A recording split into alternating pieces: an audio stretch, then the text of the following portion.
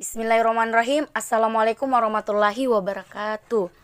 Jadi saya pemateri pertama akan membahas mengenai pengertian analisis wacana kritis.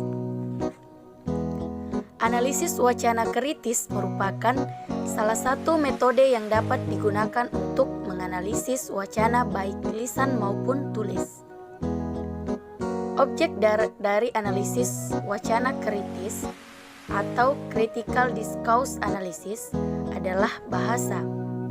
Sama halnya dengan analisis wacana atau discourse analysis.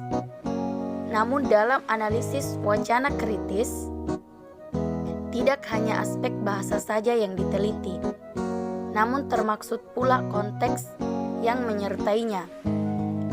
Mengutip apa yang dikemukakan oleh Fairclough dan Wadok, analisis wacana kritis dapat digunakan untuk menyelidiki bagaimana bahasa digunakan oleh kelompok sosial yang saling bertarung memperebutkan kekuasaan.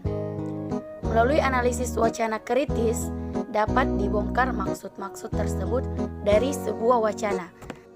Selanjutnya, analisis wacana kritis menurut Teun van Dijk.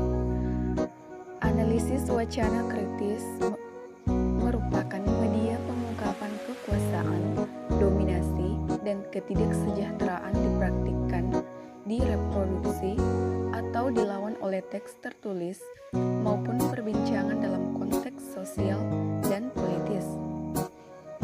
Analisis ini mengambil posisi melawan arus dominasi dalam kerangka besar untuk melawan ketidakadilan sosial. Analisis wacana kritis adalah pendekatan konstruktivis sosial yang meyakini bahwa representasi dunia bersifat linguistis, diskursif, makna bersifat historis, dan pengetahuan diciptakan melalui interaksi sosial. Dalam model analisis wacana kritis Tuan A. van Dijk, model Van Dijk ini sering disebut sebagai kondisial sosial. Menurutnya, penelitian atas wacana tidak cukup hanya didasarkan pada analisis teks semata, karena teks hanyalah hasil dari suatu praktik produksi yang harus juga diamati. Dalam hal ini harus dilihat bagaimana suatu teks diproduksi, sehingga diperoleh suatu pengetahuan kenapa teks bisa semacam itu. Model Van Dijk lebih menekankan pada kondisi sosial individu yang memproduksi tersebut.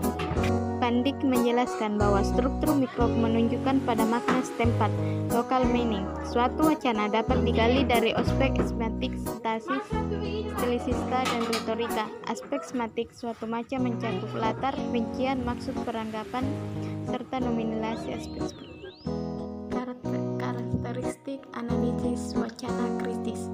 A. Tindakan. Ada beberapa konsekuensi dalam memandang wacana.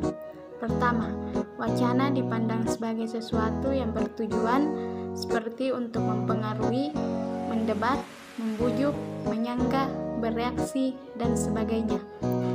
B. Konteks. Ada beberapa konteks yang penting karena berpengaruh terhadap produksi wacana.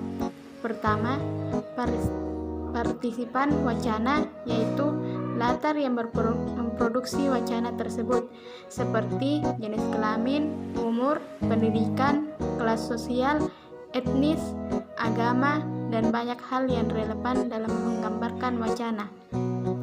Kedua, latar sosial tertentu seperti tempat, waktu, posisi pembicara dan pendengar atau lingkungan fisik adalah konteks yang berguna untuk mengerti suatu wacana. C. Historis. Salah satu aspek terpenting untuk bisa mengerti sebuah teks adalah menempatkan teks tersebut sesuai dengan posisinya di dalam sejarah. D. Kekuasaan. Kekuasaan menerapkan pengadilan terhadap satu orang atau kelompok, mengendalikan orang atau kelompok lain lewat wacana.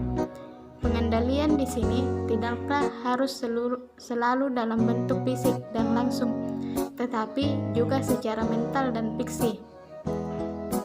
E. Ideologi. Ideologi dari kelompok dominan hanya efektif apabila masyarakat tersebut memandang ideologi yang disampaikan sebagai satu kebenaran di kewajaran. Ideologi membuat anggota suatu kelompok akan bertindak dalam situasi yang sama, dapat menghubungkan masalah mereka, dan memberikan kontribusi dalam membentuk soliditas dan kohesi dalam kelompok.